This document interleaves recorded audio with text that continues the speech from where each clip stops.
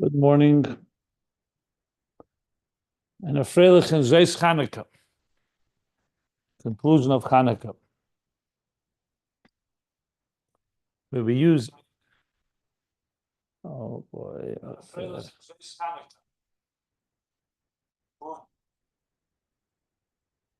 Chanukah, we use the olive oil to light the menorah.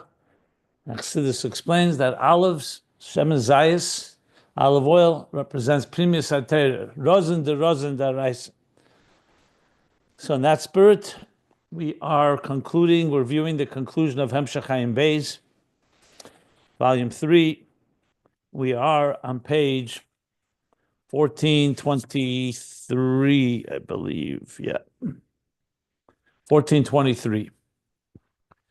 And we returned to the theme that began on page 1417, which is Hamayich Be'echad,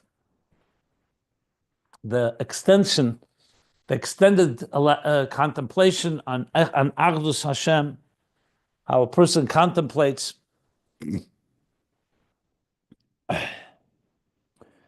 on everything he spoke about in the previous pages. Just want to see here where we actually have to go a little earlier. We started the review. Yesterday we learned about Les Asar Ponimene. Yeah. That the Tzimtzumim don't have any effect, or let's put it this way, maybe the effect is not the right word. They don't conceal from the point of view of the Mashpia, in this case God, Les Asar Ponimene. So there's the divine everywhere. We're talking about the divine energy that's beyond the structure of existence. L'mayla mislapshus. Where be'emes meir gilead and sof gam lachat tzimtzum. Be'emes HaKolul bottle mitzias v'HaKolul kol batzmusim k'may kodim shenisava. So from that perspective, everything is all part of that divine unified picture, because the concealment does not affect him like the teacher, who's not the idea, his mind is not concealed, even when he's sharing an idea that from the student's perspective it is concealed. And his service is only in the sin of smokum lias mitzias. So the very fact of existence, so what is existence from that perspective? Simply God leaving room for an entity that does have its own experience. That's the way you would explain it.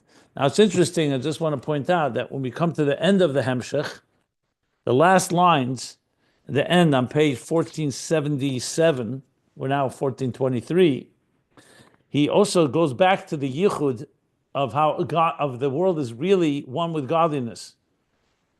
There he talks about already in the context of also Shema, the contemplation of the divine soul as it trains and educates the animal soul, which is the oil, to become fuel for divine love. He doesn't conclude that because the Ayin Beis doesn't finish the topic, but that's the central theme. But there he talks about the yichud as well, the highest level of yichud. And if you compare the lines that we're reading right now and the words there, you'll see they're very similar. I'm looking at it right now. Tzimtzum eina mafsik klal legaba atzmus. Same idea that Tzimtzum does not mafsik, it doesn't pause, it doesn't conceal legaba atzmus. Valkain, and that's why existence HaKolul b'chinas hamshachim in atzmus u'miyuchad b'yizbarach b'tachlis hayichud. And I believe he also says that it is that's Hashem Elokeinu, Hashem Echad, the yichud of the two yichudim. So interesting, just because we will get back to that, and this will play a very central role. So Hamayich Be'echad is not just a small topic here; it's actually very central to Shema Yisrael, Hashem Elokeinu, Hashem Echad, which is very much part of Hamagbi L'Sheves, that Chanukah Maimer of the Alter Rebbe and the Mittler Rebbe that we learned at length, which is the basis of a big part of this conclusion of Ayin Beis. So I wanted to just point that out. Now, the next part that we learned is he went back to HaKol HaMayil Be'echad and he explained what the Hisbonenus consists of.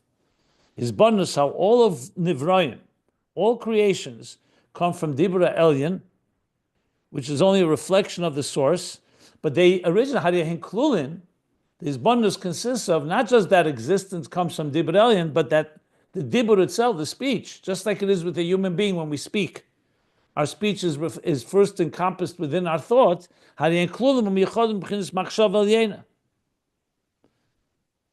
because that very energy, divine energy, the way it is in machshava, radiates and in a revealed way in dibur.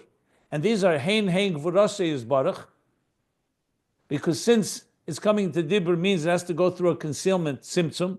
But from this point of view, the tzimtzum itself is gvurasei yisbarach. It's his power to conceal, that they shouldn't feel it. HaKolul v'hagibur. So God's power to reveal is HaKolul chesed, and then there's gvura.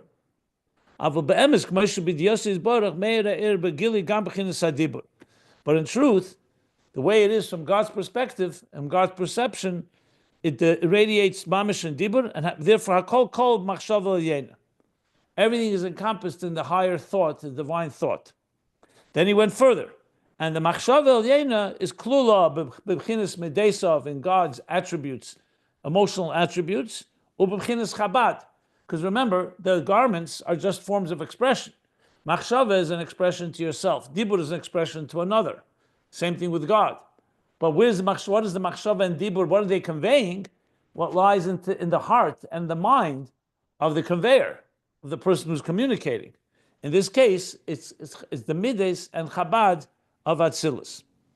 And then further, this bonus continues, and Atzilus itself is a skalus b'madrega shalamayla Atzilus, all the way to that which is higher than Atzilus. So he's literally tracing the steps, going from the bottom up, ad b'chinas erein sof shalifnei tzimtzum, till you come to erein sof before the tzimtzum, where there's no existence yet altogether, not even of koiches, not even of chabad and midas and Atzilus, not even that which is higher than Atzilus.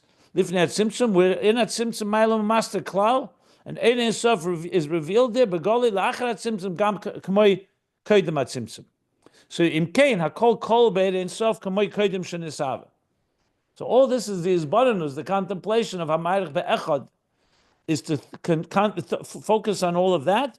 It's all encompassed in the erein sof before anything was created. So you've gone from an existence that we experience as an independent consciousness, all the way it's rooted in the divine, lifnei tzimtzum. And there he called it actually b'chinas nesinas mokim. So what? But if you say echad, you're saying there's something exists that's one with the divine. What exists? When we just said nothing exists yet, so he says it's God leaving room nesinas mokim, that he wants to have this existence. Elikim HaKolul b'shem Havaya, like he said. And that's where we stopped, around halfway down, page 1423. So essentially, when we're saying Echad in Shema, we're really traveling from our existence into a deeper place. And of course, every one of us has to figure out where we stand. A simple barometer, or if you wish, a simple formula that you can use, it really comes down to this. We have a self, you can call it an ego if you wish, but identity. And then there's God. We know God created us. So the way to measure where you stand is how much of you how much of you are you conscious of, and how much are you conscious that you are really just an extension or creation of God.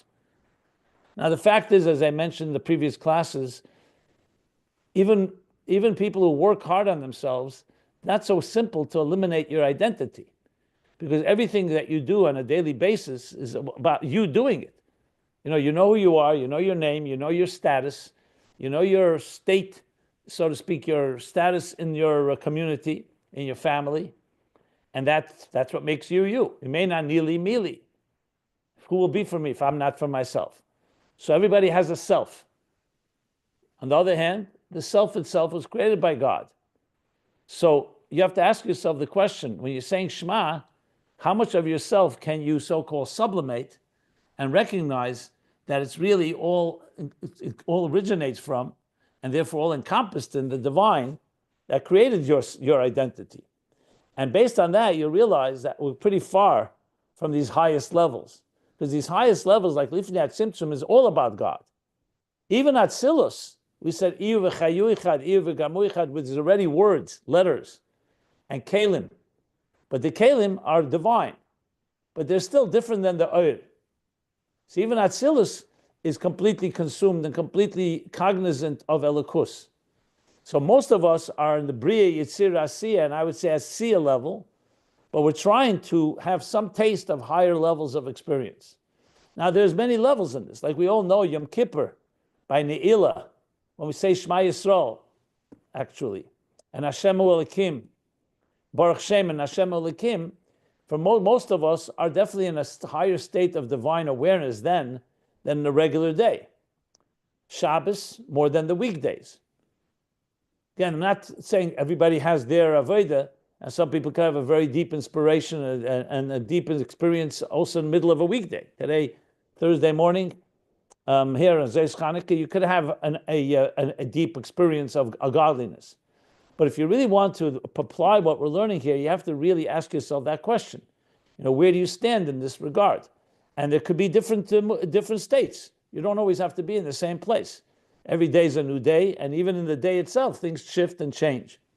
I'm just trying to talk about it in more practical terms, but that's really this journey, going from you and yourself to Hashem Echad, with the ultimate level that we're learning here, that it's all God's perspective, God's vision of existence.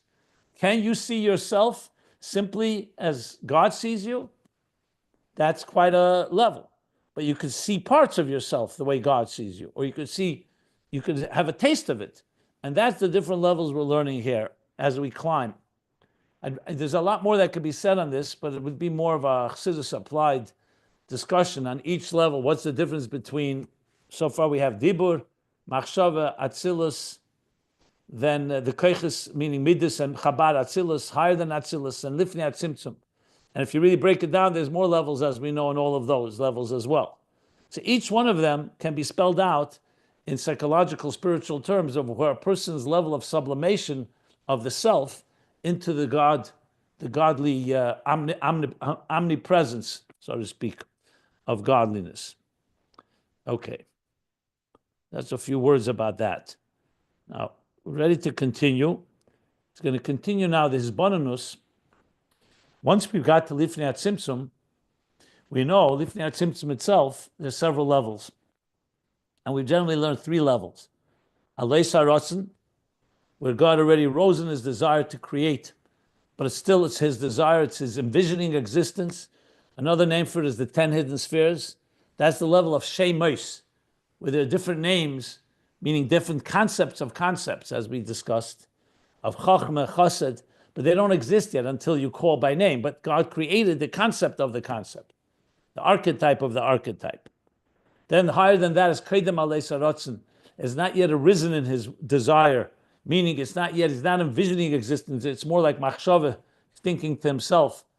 And that is, you compare that to Shem Echad, say Shem Echad, one unified name, just the concept of expression. And then there's Shemo HaKolul Batzmusei, Yecholte Lahoyer, his capacity to do so. Shemo HaKolul Batzmusei, this is all Lifnei Tzimtzum itself. And he's now going to talk about that contemplation. Now you can say, as I pointed out, we barely can move from Asiya from Gashmis, from self to Asiya Ruchnis is already an achievement. But as I pointed out, the Rebbe Rashab is giving us the whole blueprint for all of us. All of us can go through these levels relative to ourselves. So that's where each person has to figure out, where do you stand? But here you have a whole system in place of deeper and deeper levels of being absorbed in higher states of consciousness, all the way into the divine, ultimate divine consciousness. So now he's going to discuss more the Hisbonenus in Ein Sof Lifnei Tzimtzum itself. Shemo HaKolul Batzmusei is Yachid? No, Shemo HaKolul Batzmusei, I think let me see how he's called it before. In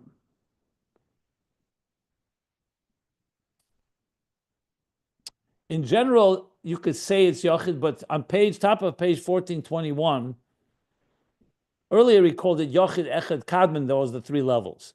But on top of 1421, he says, Omnam amitisi nishmei atzmi hu HaKolul Batzmusei mamish, sounds like it's even higher than Yachid, where Echad would be, let me see a second.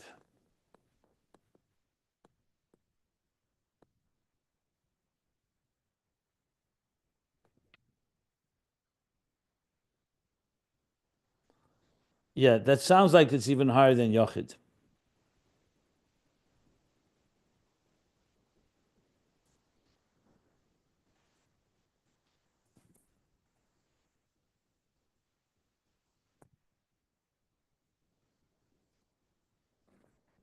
So it depends where you're looking in Ayin Beis. Sometimes he encompasses in Yochid compared to Echad, but some places like here he calls it.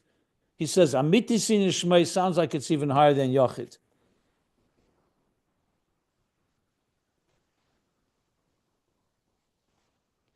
He doesn't say those words that it's higher than Yochid, but the context sounds that way. Okay. Are there any questions about what I just summed up and reviewed before we continue?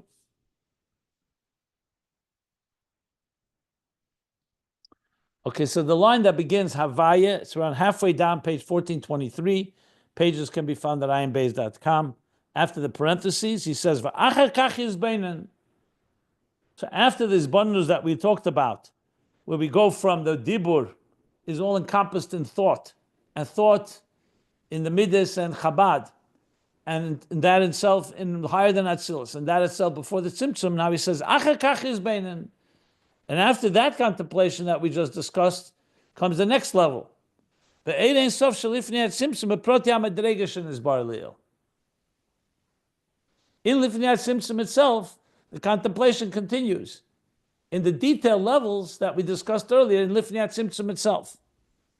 Shezei in Ma'ir Be'echad. This is the in Ma'ir Be'echad, the Kamosha Kosav B'Shara Yichud Perik Yud. So now he's quoting the Mittler Rebbe. Shara Yichud Perik Yud says explicitly that a Ma'ir Be'echad, when you say Ma'ir Be'echad, is not just talking about Echad as it is after the Tzimtzum, the unity, but also Lifnei Tzimtzum. Or maybe even primarily, I'm not sure primarily, but he says Ma'ir Be'echad is referring to the levels before the Tzimtzum. Shara Yichud is a sefer from the Mittler Rebbe, where he lays out the whole map of Seder Ishtalshlus, and that's what he says about Ma'ir Be'echad, which is a big part of Shara Yichud. It's called Shara Yichud, the gate of unity, basically to explain how all of existence is all united with Hashem Echad, and that's the Ma'ir Be'echad. V'hainu, so what are these levels? We already learned about them, but now he's applying it to Ma'ir Be'echad. V'hainu shebebchinas aleis harotzen shayichin hasfiris. So the contemplation is like this now. We're talking about not how existence exists and how it's united with God. That's after the Tzimtzum. Before the Tzimtzum, there's no existence.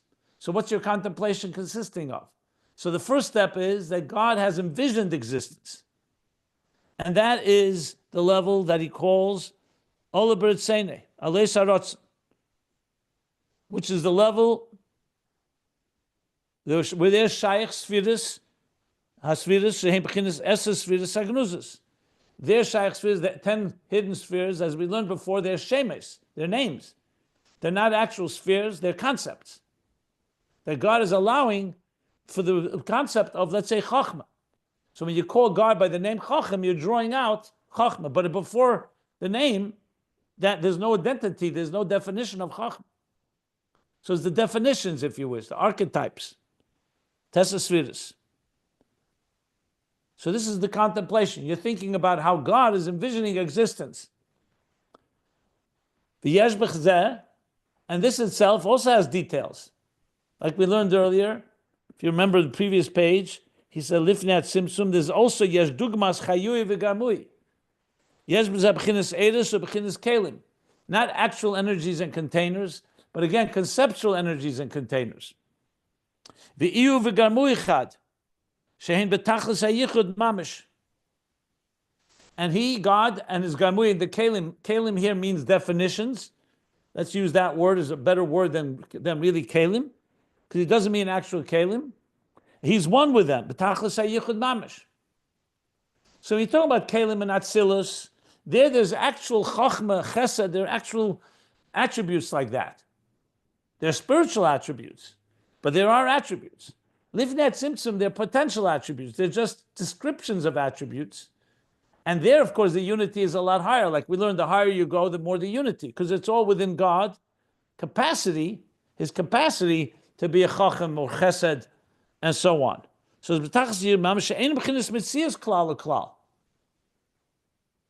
that, but they're not Messias at all. They don't yet exist at all. But you can contemplate on their on the concept of them, on their so-called theoretical concept. Ukanal, like we learned earlier,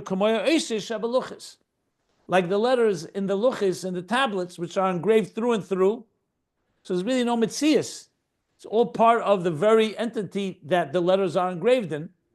That's the essence of Sagnuzis, Gol of Galifu B'tiri Law, the Chkike, in the 10 hidden spheres, which is even higher than Eshis Chkike that are not through and through the stone, like we learned, because that still darkens and still has a little more Tfisas Mokim, a little more case, a little more substance. Whereas the Eshis between Luchas are like light letters of light. So there is, God is envisioning it, but it's a very, very, like I said, conceptual, very a level that you can't really just talk about Osius in actual tangible way. But nevertheless, it's already a level where God is envisioning existence. So this is a serious contemplation. It's not existence yet. It's God envisioning it. So he says, nevertheless,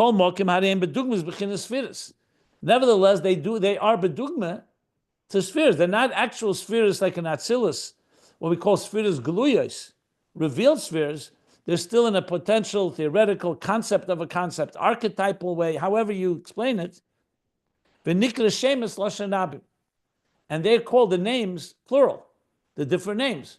Chacham, Chesed, Havaya, Kael, whatever the different names of God that are on that level. Hayahu Shmei Bolvad. But it's already not Shmei alone, Shem Echad, it's Shemeis. As we learned at length here, and if you remember when we went back to volume 2, Shemus Lashon Rabim. So this itself is a contemplation that he says after the first contemplation that we talked about, going from dibur to thought, from speech to thought, to the faculties, to higher than Atzilus, to Lifnei Tzimtzum. In Lifnei Tzimtzum itself, here's a contemplation of how God is envisioning existence. So right here, if you think about it, you can imagine someone who actually does this is not going to say Shema in 30 seconds. This is going to take time. This can take hours just to contemplate, just from dibur to machshava. But what you have here is essentially a formula of how a person can move away from their tangible, call it empirical, and you could even say crass existence, and you're moving into a more sublime, unified place where all of existence is originating from God's speech, going all the way up to Lifnei Tzimtzum, and now Lifnei Tzimtzum, how God is envisioning existence. As I said, this would require time for me to explain it in Avedadic terms that each of us can actually apply this, because each level here is different. When you contemplate on the unity between speech and thought, it's different than the unity between thought and faculties. Between Atzilus and higher than Atzilus is different than how it's Lifnei Tzimtzum. And now Lifnei Tzimtzum itself, we're talking about the 10 hidden spheres. And he's not stopping here. Remember, there's higher levels, which we're going to discuss here.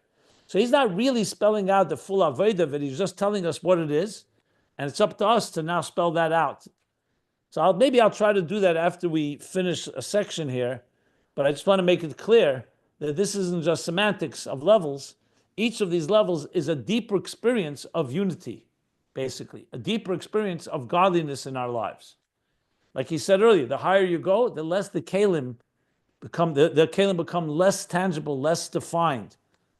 Which is true in everything, any experience. When you get more absorbed in it, you experience it in a far more unified and far more seamless way. And that's ultimately the mitzvah of liyachid es Hashem, to connect and unify all of existence with God's unity. So let me stop before we continue to the next level. Any questions? I had a question. I think this is pretty obvious, but I'll ask anyways. All this we're talking about is happening every split nanosecond. Correct? Yeah, correct. Yeah. Okay. Correct.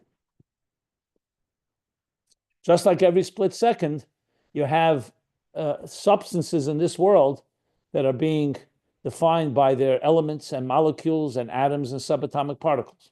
Think of it that way. Nice metaphor. Thank you. And that's in existence. That's not even talking about God. That's talking about even as we speak. Like I remember once giving the example, I mentioned this example a number of times. Liquid water, you heat it, it's gas. You freeze it, it's ice. So if I put out right here an experiment, here's a bag of gas or whatever, a test tube with gas in it. Here's the liquid version. Here's the solid version. And you look at it, and if you wouldn't know the difference, you'd think it's three different entities. Then I ask this question. When you look at water, is there gas in water? The answer is there has to be. It's not yet been released until you heat it. Same thing, there's technically the ability for it to become a solid. So you see, if you really start thinking about existence, and this is really what science is, you realize that existence is, you can't just say it's one thing and not another, because like I just said, is existence the water or hydrogen, oxygen, or the atoms that define those molecules? The molecules or the atoms that define the molecules? It's just a good way to give an example. The same thing in the human being. When you use your faculty, let's say, to see with your eye, at the same time, there's also the koyach hariyah in the soul. And then you go backwards, like we learned, all the way back to koyches atzmim within the soul. I should say koyches nalamim, and then koyches atzmim, and then neisa nefesh neisa koyches. So even when you're actually seeing, all those levels are all active and they're all there. The question is what you're accessing and what you're experiencing. But essentially, this is this is what we call conscientious living, that you're really living to the fullest and not just not living on a surface level and just seeing the tip of the iceberg and that's that. No, life is a whole, it's like the ocean. You look at the cover of the ocean, teva, nature comes from the word tovu b'yam, suf, from being submerged. Nature gives you the perception and the illusion even that, everything seems calm, like the calm water. You would never know what kind of ecosystem, what kind of life exists under the water. I mean, once in a while you see a fish jump out of the water or a fin or something like that. But then you suddenly go underwater, you say, wow, it's a whole world. It's even more complex than land, than life on land, with more species and more depth and more, mountains and valleys and earthquakes and whatever you name it. So in a way, just the mere fact that the eye opener here is that existence is not what you think it is. There's much more going on. I mean, that's in a very simple English. Here, obviously, we want to not just what's going on beneath the surface as in terms of energy or in terms of molecules and atoms, but what's going on is in terms of godliness. Just yes, thank you. Elaborate a bit. Yeah, beautiful. Thank you. Okay. Yeah, So I have a question. What? Rabbi Jacobson, I have a question. The Shemo, when we say the Shemo Kol Ba'atzmusei, and when we said earlier, we learned a week ago or so about Ahuva Shemo Echad, a lashon singular rather than Shemos. So this Shemo Echad, Baruch Hu Shemoi, and Shmo Shakala Batzmusei, are those the same levels? Shmo Shakala Matsuso? And in addition to that question, you're saying you mentioned it earlier. You think that might be higher than Yochid? That this could be the highest level of Shmo Kala Batzmuso? First, are they the same thing? Shmo Echad is the same thing as Shmo Kala Batzmuso. Okay, so I don't know if you were here in those previous classes. We discussed it more at length, and the Rebbe Rashab himself discussed it. So generally speaking, when you say Achale Nivra Olam Hayahu Ushmei Bilvad, that's the Pirkei de Rabbi Lezer that he began back on. Let's see here.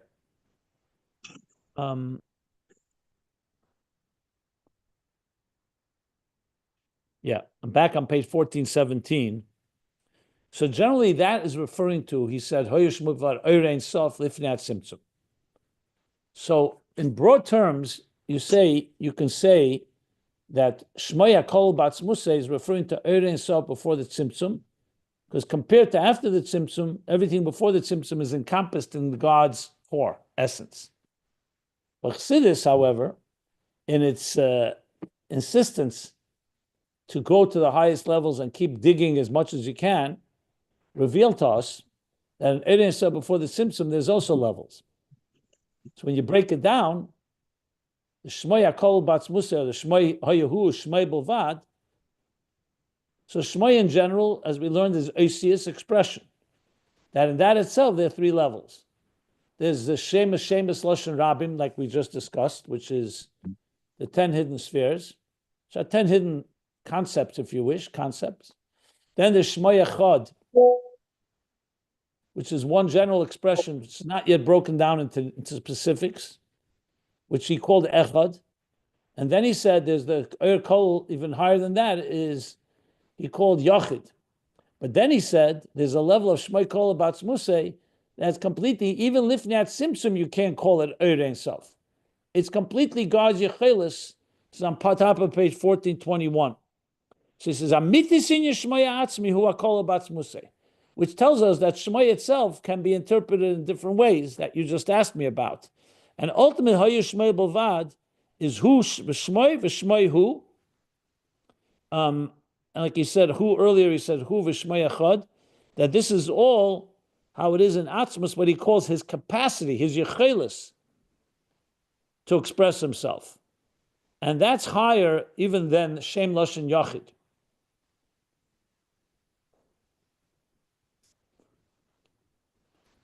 So I hope I answered your question. So it really depends how you break it down. In general terms, you could talk about everything before the Tzimtzum, or you can break it down into levels in before the Tzimtzum, all the way to the highest level. So there it appears that that usually we say Kadman Echad Yachid Echad Kadman, but it appears here that this way it's the Yechelis in Asmus sounds a little even higher than Yachid. That's what I said when you read the top of page 1421. So just to get this settled in my head, we're talking way before. You're looking here. Let me just tell you, if you really want to understand this, you're going to have to figure it out in Avodah, because you're looking here to place it like on the map, right? You want to know where it belongs on the map. Yes. The problem is Siddur doesn't talk about maps. So I'm saying, if you really want to get this, you're going to have to find an Avodah example in your life to be able to really relate to this. I'm telling you, this I can tell you with 40 years of learning Chassidus. Without that, you're never going to get this level. But go ahead. No, I just want to clarify again. The term that we use in Chassidus, or it's used often in Chassidus, Shemo HaKolul B'atzmusei, is that? It can mean many things. It can mean the whole Erein Yisrael before the Tzimtzum, or in Erein Yisrael before the Tzimtzum, it can mean the higher levels. It applies to all of them. In the highest level, in the Godhead, so to speak, the God's head. When you say high level, you mean Lifnei Tzimtzum itself, what he calls. Yeah. All the way. Do you have the Sefer open? Do you have a Sefer open? Yeah, I do. I'm page 1423 right now. Go to 1421 and read the second line. Omnam amitis inyan Shemo Atzmi. Page 1421, right? Second line. Right. Okay, I see it. So he's talking about Shemo.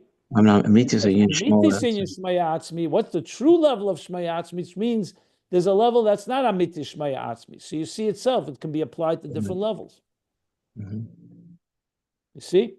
Yeah, I see that. And we talked about a Shemo anyways, is the first level of revelation to another, to an outside, somebody outside. It's a revelation. That's why I think we think you have to go back to those classes. There is no outside because nothing was created yet. No, but I know, but in the within God thinking about it. Right. But it's within the godliness, obviously at those levels, its highest levels, it's only godliness. But I'm just saying, once he's got the concept of a Shemo, of a name, he only needs a name for others. So there's already somehow it's a handle. It's the first handle, so to speak, for others to get a hold of this ultimate level of Atzmus. But my question is, there's the level before Shemo. We just refer to that as who? As Atzmus Elaine? Well, first of all, Shema Proportional. itself, there's levels. Right. Do you understand that? What you Yeah, call the sure. handle, Yes. when you call the handle, you and I have a name. God is beyond any names. So the very fact that there is a name Right. originates because God wanted there to be a name. So that itself is a level. The Right. wanting to be a name, even before there's a name. You understand? Yes. So that's also a level. Then there's the level of the capacity, the achalize for there to be a name. He has the capacity to create a handle, but he hasn't created it yet. You see what I'm saying? Yeah. So Yeah, even sure. in Shema, even in Shema, you have many levels.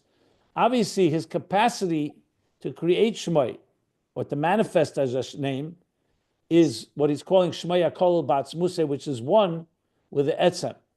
Now, what you're asking about who, v'shmei bilvad, who would refer to the etzem itself. Right. I That's got you. Right. beyond the shame. Right.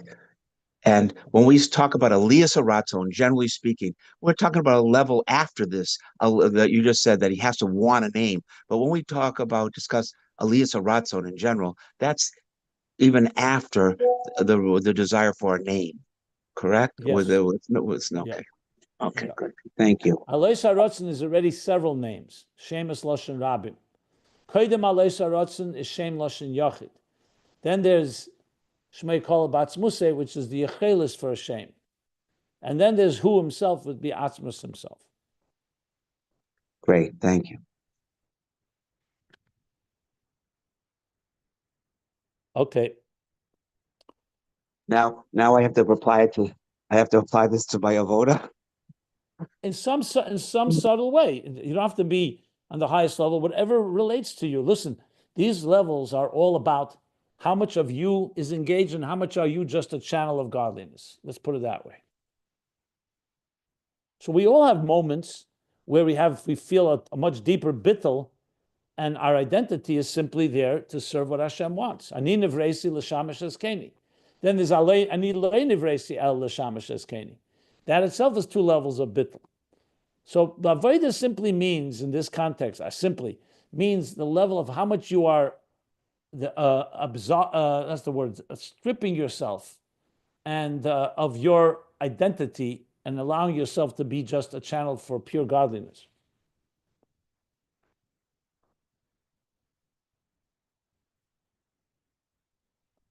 Now, the word for stripping, I was going to use absolving, not absolving. There's a word called removing. Okay. So continuing on, now we move from Aleis HaRatzon, Shemus Lashon Rabim, to this. V'hariyahim klulim, and these Shemus Lashon Rabim, which is the dugmas of the spheres, the 10 hidden spheres, Aleis HaRatzon, v'hariyahim klulim u'miyachodim b'b'chinas shmoi shenikra Shem Echad. These many names are all encompassed and originate from this one name. This is already the divine infinite that's higher than that arose in his desire to create existence. So to use a human example, we're talking about dibur and machshava, right? When you're speaking, you're teaching or speaking, communicating with someone, we know that that communication is coming from your thought. It originates in thought. But in the area of thought, the level of thought, it's not yet expressing it to another. But let's say we can go inside, for whatever reason, we can able travel into your brain, into your mind, and you're not teaching yet, you're not speaking yet. You're not even thinking about the student yet. But you're still an entity, and you have the capacity to do so. Aleis HaRatzon means talking strictly from the perspective of the teacher. There's no student yet. The teacher, in this case God, wants to have a student, wants to have a creation. So that will be the level of Aleis HaRatzon, where in his mind, if you're able to see that part of him, like let's say an X-ray of that part, you'd see God envisioning the child that he will give birth to, or the student that will emerge, that will be created. Kedem Aleis HaRatzon means you don't yet have that conscious vision of God, but you do have an existing entity that is going to prepare the ground for envisioning existence. And there it's Shem Echad, simply the idea of expression itself, but it's not yet defined in terms of Chochmah or Chesed. And remember, even defined doesn't mean that it exists. It just means it's all in his mind. So if I would be able to put it, let's say, it's my own example here. I don't know if it's a perfect example. It's like a father or a mother, before they have children, before they have a child, they think of one day I want to have a child. A person feels, I want to have a child. But they're not thinking of any details, what kind of child, what the child will do with their life, etc. And then there's a second level of vision where you're actually envisioning what kind of child this child will be. Or the example of building. You want a home. Ain Adam B'lei Beis. Every person has essentially a desire to have a home. But it doesn't mean you think about what kind of home. What will the home look like? So in a way, Alois HaRatzon is already details in your envisioning. And Kodim Alois HaRatzon is no details. It's just the idea that you want to have it. It's not a perfect example because you could argue that the Kodim Alois HaRatzon means you're not even thinking about a home altogether. But you still have to find some way to explain the idea that you are thinking of expression, because there is shame. It's not just who, there is a shame here. There is the concept of one name. But it's all unified in a type of seamless singularity, if you wish. That's what he's saying here. And the next level is Kolulim. Those details, the names Loshanam, Kolulim in this one, that's Lamaylam B'chinas Alois HaRatzon. HaKolul, and now we move one more level higher, and all this is encompassed, umiyuchad, and united with b'chinas Shemo ha'atzmi. This is the Shemo ha'atzmi. Now he's using the word atzmi, the core name, the hayin b'chinas etzem ha'er. That's the level of etzem ha'er, which is like the third level. But then he adds one more level, what he called Shemo HaKolul b'atzmusei, ub'chinas Hashem k'mei HaKolul b'atzmusei mamish. You see here, he refers to both of them. First, he calls it Etzem Ha'er, and then he says, B'chinas Hashem Kolul b'atzmusei mamish, b'chinas Yechelas k'mei Nizbar Le'il, which is the top of page 1421, the capacity for it all. Now, obviously, these are very dakasdik, very subtle differences, if you think about it. But also, if you think about it, you could distinguish between them. With the highest being Yechelas, of course, and then there's nothing except God's capacity for all of this. Now, are we on the level to be able to really, when we say Echad, to go through all of this? The answer is we have to have the capacity. We definitely are capable, but it's not going to be quite the same for someone who's really thought about this many times and can actually find a distinction. So I want to give one example from the Rebbe himself, where he talks about a shliach, that there's levels of a shliach, which can be applied to this as well. It's basically levels of bittul. When you make a shliach, a messenger, just a second, I want to just see one thing. Let me read a few more lines before I give this example. I want to just finish the topic here. It says like this. So he says like this. We say that Yechelas is already something. One second. Let me finish. And this is the arichus be'echad. This is the extension of the contemplation of what God's unity. The unity of the worlds. That's where we began. We're starting from existence and moving our way into the source. This is the arichus be'echad. This elongated, this extended contemplation from the achdus of the worlds that were created by Dibur, all the way to the root and source, the first root and source, Ein Sof Yochid u'Miyuchad, united and u'Miyuchad, united and singular, essentially, utterly and absolutely unity. U'Kemoishin is bar le'il, the Etzem ha'Or b'chinas Yochid. This is clearly what he said before, that Etzem ha'Or, the third level is Yochid, So clearly, Shemo HaKolul Batzmusei is even higher than that, because it's even higher than Etzem Ha'er. So now he's concluding what he began on page 1417, when he said to understand this, he said, Lahavin zeh, if I recall correctly, just a second, let me just see a second. Actually, not on 1421, he said these words, that the Achdus, Hadibur, is like the Achdus Gemura Mamish. So what the point being is, that you come to the point where you come to understand that the Yichud in the world, even on the lowest level, is Yochid Mamish, Shal Zeh Nemer Yesh Echad Ve'ein Sheni Lai, U'kamei Shekosov V'Makamacher. And on this we say, there's Echad, there's one, and there's no second to him. It's not like there's one and then there's number two. There's no number two altogether. There's nothing like him. It's a total singularity. So that's ultimately where the contemplation of Amayrik Be'echad leads you as you go all the way into the source. And it's only in the Achelis level, Shemo HaKolul Batzmusei, where you see that utter unity altogether. Whereas the Lex levels, even though it's before the Tzimtzum, something's beginning to manifest. Shmoi, the concept of expression, Shemis, Lashon Rabim, details, even though it's all God envisioning it, but you're taking it all back to the source. Okay. So I wanted to... Is it correct?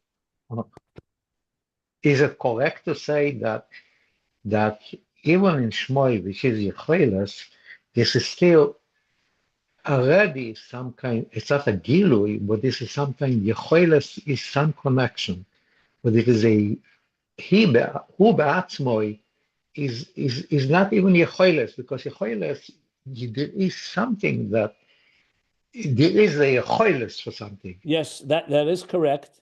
But since it's his Yecheles is one with who? Hu Shmoi, like he said, Hu Shmoi v'Shmoi Hu. That's what he said on 14, those words, those exact words. Hu Shmoi v'Shmoi Hu. But you're calling it, because when you say Yecheles Atzmos, you can't call it something separate from Atzmos, because there's nothing separate. It's God's capacity to do so. But yes, there's Atzmos without the word Yecheles, and there's Atzmos with the word Yecheles. Thank you. That's why it's called Hu Ushmoi. There is Hu and there is Shmoi. Yeah, that's correct. But Hu Shmoi v'Shmoi Hu, to that extent, they literally become like one. Yes, when you say that, when you say Shemo, is that God's capacity to reveal at its core before? In other words, that's the highest you can go when you talk about God's capacity to reveal. Is that Shemo?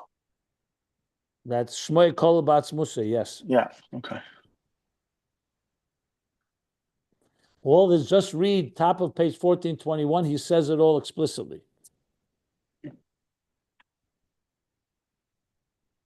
He even calls it Tachteina Sheba'atzmos. So Yecheles is calling Tachteina Sheba'atzmos because Yecholte Lahoyer, Yecholte for anything, is not, Atzmos is not defined by Yecheles either.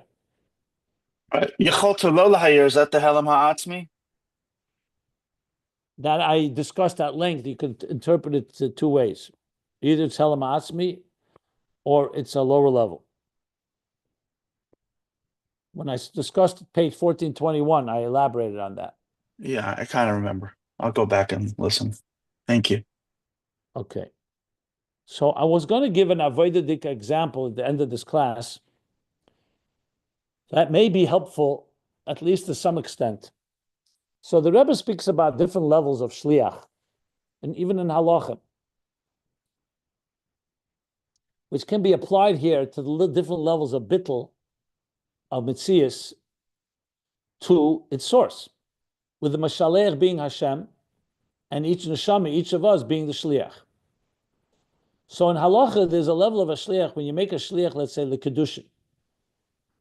Whatever reason you can't travel to give a shtar kedushin to betroth your wife. And a pi halacha, you have to give her a ksuba. But you can't do it yourself, so you send a shliach. Just one example of shlichus, many different examples as well. So the question, Rabbi Yosef Engel talks about it in his Svarim, Beis Eitzer and some others, what exactly is happening? You have also legally, you have the power of attorney. I think there's a lower level than power of attorney where you appoint someone who's representing you. So there's certain powers that he has that you've given him. You've appointed him for something. You give him a certain power. Halachically, you could explain it in several ways. You could say that only his action is representing you. He's not you. He can't go ahead and do whatever he wants. Can he open up a bank account in your name? You didn't give him that power. You gave him one power. You told him to deliver this contract to a particular person. So basically, it's only the Maisa ha-shlichus that makes him shlichus shalom k'meisei in that act. And then a minute after that, after he's finished his shlichus, he's no longer your shliach because you didn't appoint him for anything else. So it's the most limited form of shliach. Limited power of attorney. What?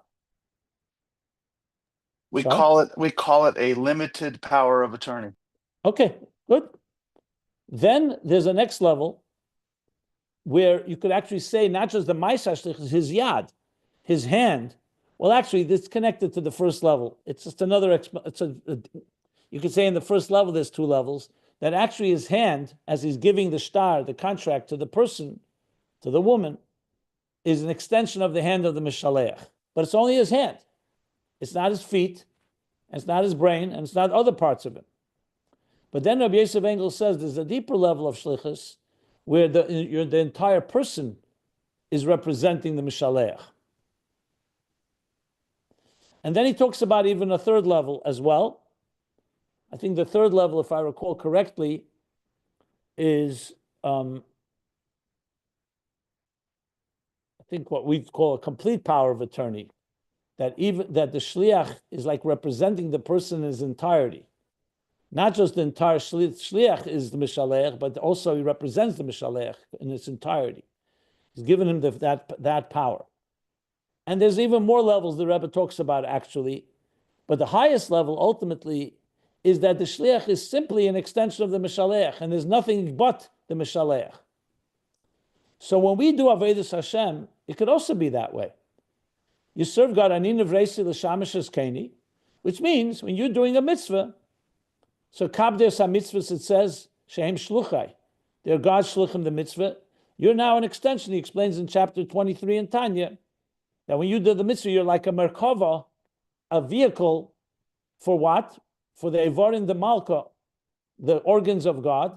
So let's say a person is giving tzedakah, your hand is now like a vehicle for God's mitzvah, so for godliness.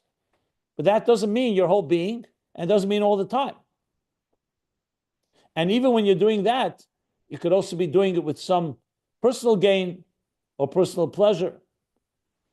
And then there's deeper levels as a person becomes more dedicated, that you could say it's more than just that moment or just your arm. It's more of your whole being. Your whole life is dedicated to God. So when he says the ovis, hein hein markova, as he explains there in Tanya, that was all the time and all their entire beings. Excuse me.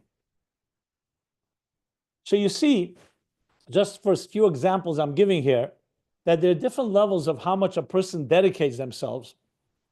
So in a way, you could say on our level that the contemplation of Echad is how much are you channeling divine unity. So today, for example, you're going to meet people, you're going to interact, you're going to have different experiences. How much can you say you're making a Kiddush Hashem? When someone looks at you, they see this is what a godly person does. This is reflecting what God wants in this world. So I have no doubt that everybody has some instances of that, but the question is not just a matter of quantity, but how much of your being is really dedicated to that. Even though conceptually, Anin Nevreis L'Shamish Keni, we're supposed to be that way 24/7, but let's be honest, we are human beings that we don't know, we're not always cognizant, we're not always thinking about what am I doing for God. So during Shema, at least, we're asked to at least travel through contemplation into some of these levels so we can understand that even if you're not there, you at least understand that you're not there, and you can define where you are. and try your best to keep growing in this level of connection. So obviously there's a lot more that can be said, but if you start really breaking this down, you could find the distinction between Avodah, where you're concentrating on the Dibur of Hashem, as it's encompassed in God's thought, or on the 10 hidden sefiros, as they're encompassed in Shemo Echad, encompassed in Shemo Ohr, and in Shemo HaKolul b'atzmusei. But this is just some language that can help you maybe apply this, each person in their own particular way. Now, of course, it needs much more breakdown to actually apply it, but this may be some type of tools. I just thought that may be helpful. And frankly, you could even teach it to children. You know, children as well can be taught, because you can show them examples of dedication, how dedicated, how committed you are. So you can be committed just in action, or you can be committed more of you. And the deeper and deeper you go, where it comes a point where you can feel that you're just a channel for God's message. Like we spoke about being in the zone, you're so absorbed, you don't even feel the letters, because you're just expressing godliness in this world, you know? And again, on that itself, there are many levels. And with that, we'll stop here.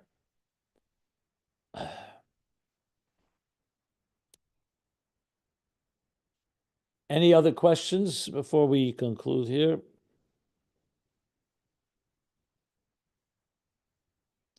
Okay, the next section is going to go back to which is where all this began. Page 1417, 1416, and 1417. Okay, we'll get to that next class. So I'll stop here. Almost to the bottom of the page, around 10 pages, 3, 6, 8 lines from the bottom, page 1423. We'll stop.